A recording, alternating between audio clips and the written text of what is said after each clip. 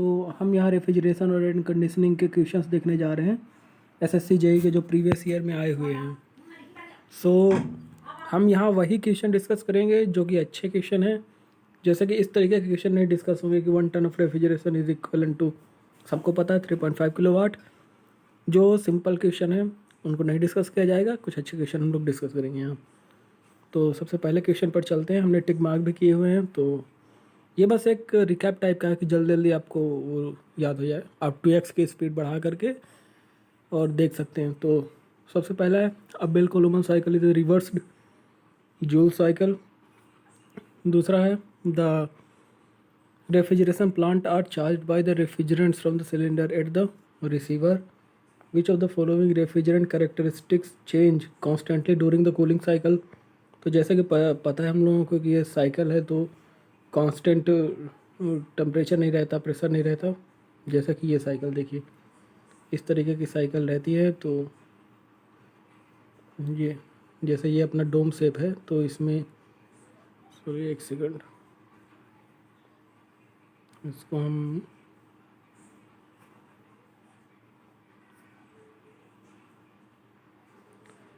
इस तरीके से देखते हैं कि जैसे कि अपना डोम शेप रहता है ये। तो रेफ्रिजरेशन साइकिल क्या है, यहाँ पर इवापोरेटर, फिर कंप्रेसर, फिर कंडेंसर, इधर कंडेंसर, फिर इसके बाद कांस्टेंट एंथैल्पी, ये अपना एक्सपेंशन वाल्व। तो ये देखिए यहाँ पर ये कांस्टेंट प्रेशर है, ये कांस्टेंट प्रेशर है, लेकिन यहाँ पर प्रेशर चेंज हो रहा है, ठीक ना। इस लाइन में प्रेशर चेंज हो रहा है। इसी तरह टेम्परेचर है कि ये पूरा ये कंप्रेसर में टेम्परेचर चेंज हो रहा है। तो इससे हमको ये पता चलता है कि टेम्परेचर और प्रेशर कांस्टेंट नहीं रहता। फिर इसके बाद है मॉइस्चर इन फ्रीऑन रेफ्रिजरेशन सिस्टम कॉजेस। तो इसमें जो मॉइस्चर रहेगा तो वो फ्रीज कर देगा वॉल्व्स को, तो फ्रीजिंग ऑटोमेटिक रेगुलेटिंग वॉल्व। फिर है moisture in refrigerant system is removed by. तो इसमें 3 ऑप्शन होगा, dryer, filter dryer, desiccants. The most suitable refrigerant for the commercial ice plant is NH3. Fittings in the ammonia absorption refrigeration system are made up of cast steel और forgings। तो इस तरह के दो question है। एक तो ये हो गया कि अमोनिया एब्जॉर्प्शन रेफ्रिजरेशन सिस्टम में फिटिंग्स किसकी रहती है, तो कास्ट स्टील और फोर्जिंग की रहती हैं। और एक ये है the condenser and the evaporator tubes in Freon refrigeration plant are made up of copper. फिर है if air is heated without changing its moisture content the dew point will remain constant. क्योंकि इसका ग्राफ किस तरीके से बनता है आप लोगों को पता ही होगा कि जैसे कि ये सपोज करिए ये बनता है, तो इसमें ये जो पॉइंट रहता है ये सब ड्यू पॉइंट दिखाता है। तो जैसे कि एयर को हम बिना मॉइस्चर कंटेंट के अगर हीट करते हैं तो देखिए सेंसिबल हीटिंग इस तरीके से होगा, तो इसका इस लाइन का जो ड्यू पॉइंट टेम्परेचर वो ये कांस्टेंट रहेगा, तो मतलब रिमेन कांस्टेंट। फिर vertical lines in the pressure enthalpy chart show constant total heat line. Air is normally dehumidified by cooling. Dehumidification करना है तो उसको कूल कर देंगे तो मॉइस्चर कंटेंट उसमें बन जाएगा, ड्रॉपलेट फॉर्म में वाटर में कन्वर्ट हो जाएगा, तो इससे हमारा डीह्यूमिडिफिकेशन हो जाएगा। In vapour compression refrigeration system liquid to suction heat exchanger is used to subcool the liquid refrigerant leaving the condenser. In actual refrigeration system, the compressor handles vapor only. What in this process commonly referred as dry compression. What is the usual quantity of the free air intake per person in a air conditioning system? तो 1.2 metre cube पर minute, एक आदमी इतने metre cube एक minute में हवा free air उसको चाहिए। इसी तरह हम देखते हैं जैसे कि क्लोज्ड रूम रहता है तो उसमें बहुत सारे पर्सन बैठे हुए, तो कई सारे डक्ट लगे रहते हैं। इसी हिसाब से the difference between the dry valve and the wet valve temperature is the difference between dry valve and wet valve temperature increases. तो दोनों का डिफरेंस इंक्रीज करेगा when air become the dryer. Air become dry तो dry valve temperature increase कर जाएगा, तो उसका temperature difference increase हो जाएगा। Condensing temperature in a refrigerator is the temperature at which the refrigerant gas become liquid. Where the weight of the water vapor in kg contained in 1 meter cube of air vapor mixture at the total pressure is known as vapour density.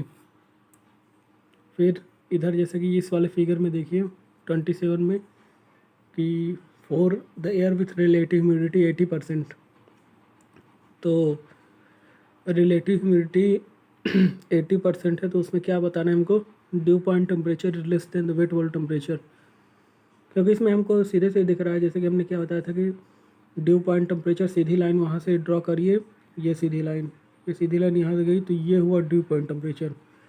और हमारा wait वॉल temperature क्या है, wait वॉल temperature तो enthalpy line से लगभग meet करता है, वेट वॉल टेम्परेचर लाइन। तो ये वेट वॉल टेम्परेचर, तो ये जो टेम्परेचर है इसका यहाँ, ये वेट वॉल टेम्परेचर, तो dry due point temperature less than है वेट वॉल टेम्परेचर। फिर if mass of the moist 28th number, if mass of moist air in an airtight vessel is heated to a higher temperature, then relative humidity of the air decreases।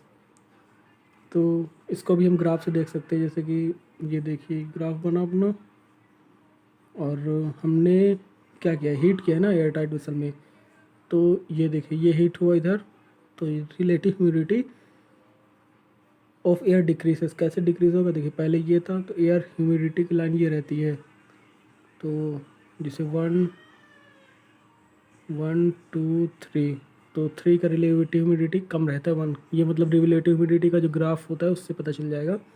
तो अगर हम 1 से 3 की side जाएंगे तो relative humidity कम होगा।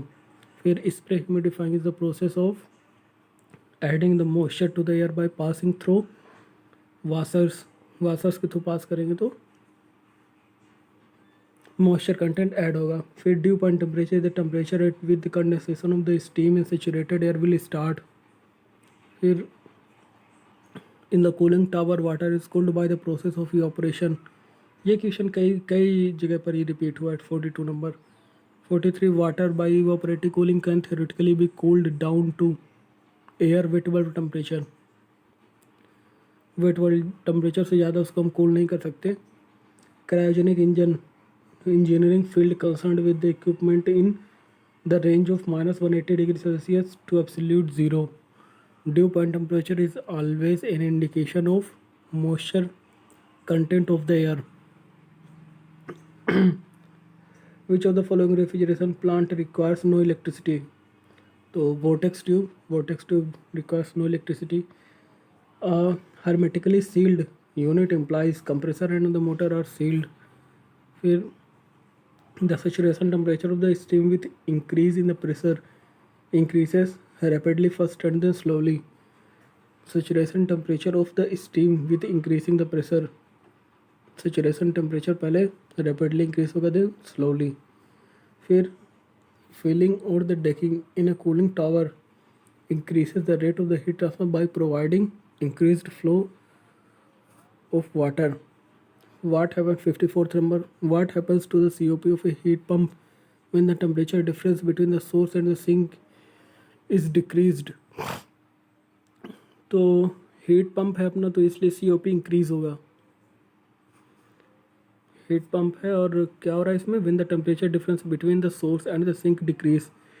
देखिए temperature difference between the source and sink अगर कम करेंगे तो उसका COP बढ़ेगा, लेकिन सेम टू सेम यही केस में अगर सोर्स टू सिंक अगर इंक्रीज होता तब COP कम होता। फिर heat pump is a device which convert the mechanical energy into heat energy. Tons of refrigeration means the rate of the heat extraction is 1 ton. इसमें देखिए first law efficiency into 1 - TO/TA, इसमें तो कुछ नया नहीं है। Water 58th number, water by evaporative cooling can theoretically be cool down to air wet वॉल्व temperature. ये क्वेश्चन हमको एक बार पहले ही मिल चुका है ऊपर, तो इसमें ज़्यादा एक्सप्लेनेशन में नहीं जा रहे हैं, टाइम कम है, पूरे टॉपिक कवर करने हैं। तो इसमें ये कपड़े लपेटने वाला मेथड है कि हम बल्ब में कपड़े लपेटते हैं वेट क्लॉथ, फिर उसके बाद जो हवा पास होती है तो उसका टेम्परेचर हम देखते हैं कि वो मतलब जो इंडिकेशन करता है कि उससे टेम्परेचर कम नहीं होता, वही वेट वॉल्व टेम्परेचर है। फिर इसमें इफिशिएंसी तो ये आप लोग निकाल ही लेंगे।